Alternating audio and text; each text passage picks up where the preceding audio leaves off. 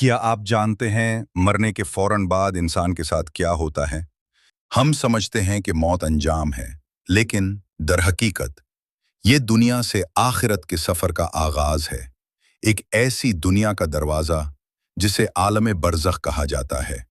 कब्र में पहला लम्हा, पहला सुकूत, पहला खौफ। इंसान कब्र में लेटा होता है और दफन करने वाले वापस पलट चुके होते हैं। तब दो फरिश्ते नाजिल होते हैं, मुनकिर और नकीर। वो सख्त लहजे वाले नूरानी और रोबदार फरिश्ते कब्र में इंसान को बिठाते हैं और पूछते हैं, तेरा रब कौन है, तेरा दीन क्या है और तो मोहम्मद के बारे में क्या कहता है। अगर वो मोमिन हो तो वो बिला खौफ जवाब देता है, मेरा रब अल्लाह है, मेरा दीन इस्लाम है और मोहम्मद अल्लाह के सच्चे रसूल हैं। फरिश्ते कहते हैं, हम जानते थे तुम यही कहोगे। फिर आसमान से आवाज आती है, मेरे बंदे ने सच कहा, उसके लिए जन्नत की खिड़की खोल दो। कब्र रोशन हो जाती है, खुशबू फैल जाती है।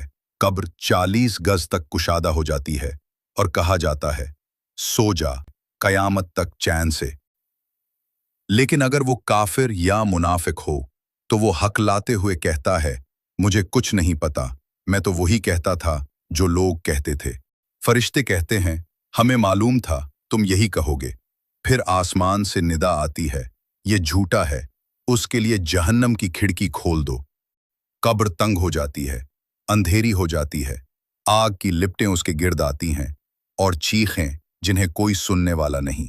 याद रखें, कब्र वो जगह है जहां कोई माँ, कोई बाप, न भाई, न दोस्त, बस इंसान और उसके आमाल होते हैं। जो दुनिया में नेक रहा वो वहां भी कामयाब होगा, जो दुनिया में गुमराह रहा वो कब्र में अजाब में होगा। ए अल्लाह, हमें ईमान के साथ मौत नसीब फरमा, कब्र के अजाब से महफूज फरमा, मुनकिर नकीर के सवालात का दुरुस्त जवाब देने की तौफीक अता फरमा, हमारी कब्रों को जन्नत का बाग बना दे। आमीन या रब्बुल आलमीन।